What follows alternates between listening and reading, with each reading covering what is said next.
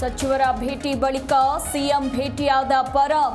ಇಡಿ ದಾಳಿ ಕುರಿತು ಸಮಾಲೋಚನೆ. ಬಿಜೆಪಿ ವಿರುದ್ಧ ದಲಿತ ಟಾರ್ಗೆಟ್ ಆಕ್ರೋಶ.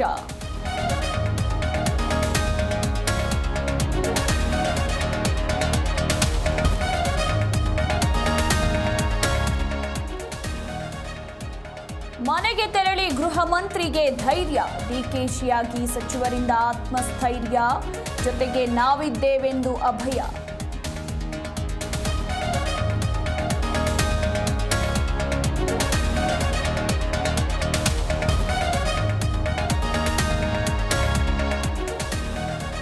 ಸಿದ್ಧಾರ್ಥ ಶಿಕ್ಷಣ ಸಂಸ್ಥೆಗಳ ಮೇಲೆ ಇಡಿ ದಾಳಿ. ಅಧಿಕಾರಿಗಳಿಗೆ ನಾವು ಸಹಕಾರ ಕೊಟ್ಟಿದ್ದೇವೆ. ಕಾನೂನು ಎಲ್ಲರಿಗೂ ಒಂದೇ ಎಂದ ಪರಂ.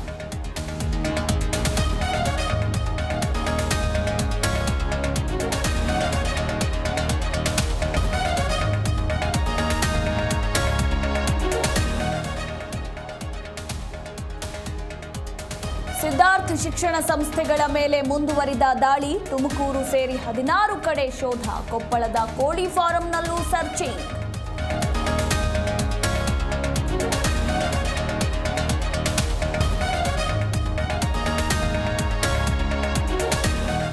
ಅಂಗೈ ಹುಣ್ಣಿಗೆ ಕನ್ನಡಿ ಬೇಕಾಗಿಲ್ಲ.